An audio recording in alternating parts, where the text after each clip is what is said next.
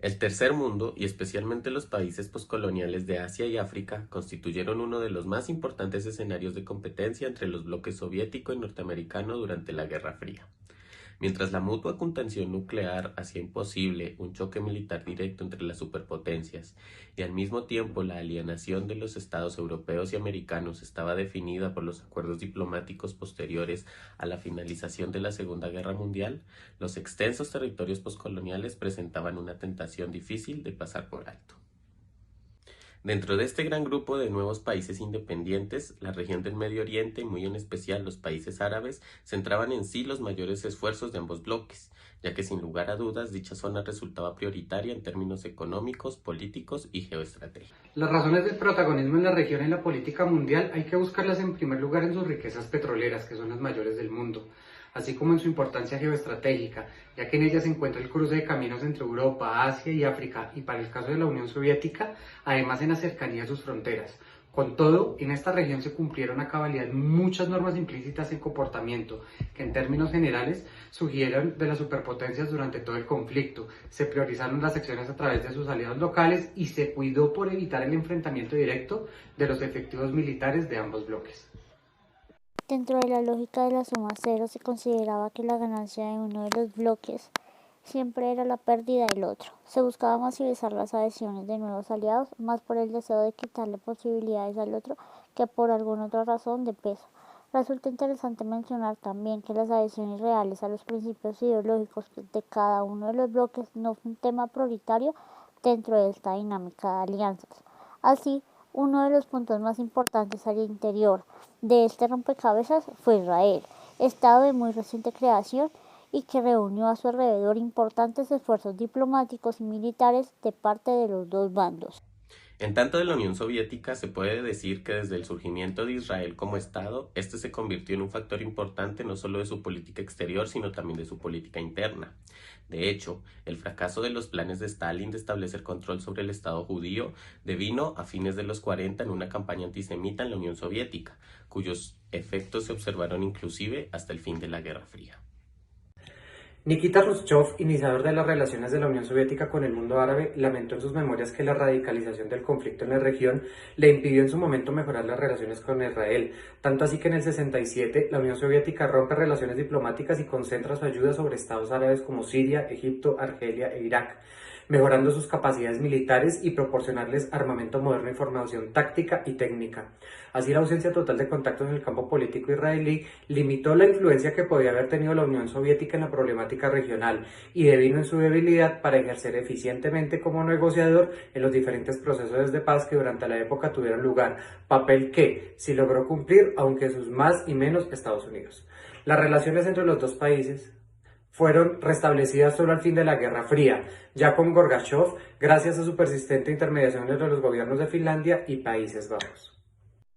Ahora bien, en tanto de la relación de Israel con Estados Unidos, debemos considerar que este fue el primer país en reconocer oficialmente a Israel como Estado independiente en 1948, terminada la Segunda Guerra Mundial. Estados Unidos comenzaba a posicionarse como superpotencia y en ese momento los recursos petroleros abundantes en Oriente Medio resultaban fundamentales en la vertiginosa carrera que adelantaba contra la Unión Soviética. Dentro de este contexto, Israel tomó importancia al buscar evitar la expansión de la influencia soviética para servir como contrapeso al comunismo en la región. Estas relaciones se manifestaron con ayuda militar, económica, política hacia Israel y abrirían el paso a una de las relaciones bilaterales más sólidas, longevas dentro del sistema internacional. Sin embargo, es importante considerar que para 1948 Israel como país aparentemente no tenía demasiado que ofrecer en términos estratégicos a los Estados Unidos. El presidente Truman tomó la decisión de reconocerlo como Estado, probablemente basándose en una cuestión religiosa y en una autoadjudicada obligación moral para con una minoría que había sido perseguida y casi aniquilada. Además, resulta plausible suponer también que parte de la determinación norteamericana estuvo basada en la noción de que tanto americanos como israelíes compartían principios básicos de libertad y democracia, que se contraponían al modelo político, social y cultural aparentemente promovido por los soviéticos. Finalmente, no debemos olvidar que el lobby político de la comunidad judía con los Estados Unidos se fortalecía exponencialmente año con año y que esto, junto con la creencia de los dos estados, tenían un rol único y predefinido en la historia de la humanidad, fueron también unos factores de peso en la terminación en cuestión. Ahora bien, es necesario puntualizar que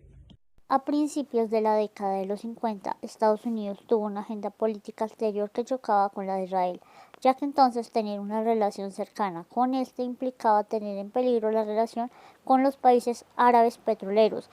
y era prioritario impedir la influencia soviética sobre estos. Si en los últimos años de Stalin la postura soviética se apoyaba en los prácticamente inexistentes grupos comunistas en los países árabes, en los años de Khrushchev esta situación cambia. La Unión Soviética de ahí en adelante se orienta en la región a los regímenes nacionalistas, privilegiando su disposición de cooperar con Moscú y de oponerse a la presencia occidental en la zona. Esta política, que corresponde además a una de las primeras actuaciones de la Unión Soviética en cuanto a superpotencia mundial, tuvo un especial éxito en el periodo entre 1956 y fines de la década de los 60.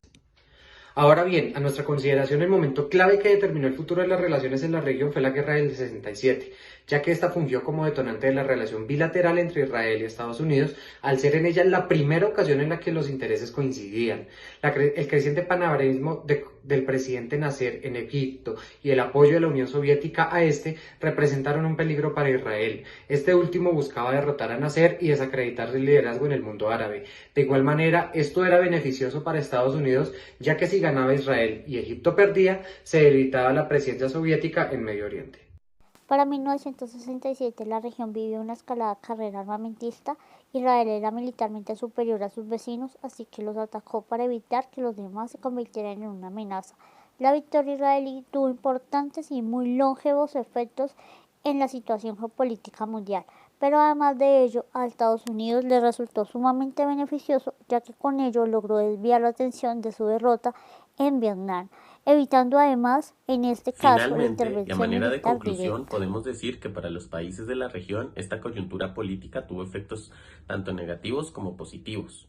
En cuanto a lo negativo, podemos mencionar que escalaron y se multiplicaron los conflictos locales dada la necesaria adscripción de las partes al conflicto global. También aumentó la militarización de los países de la zona, aún mayor que la determinada por sus antecedentes histórico-culturales, e inició también una enorme carrera armamentista que hasta el día de hoy no termina.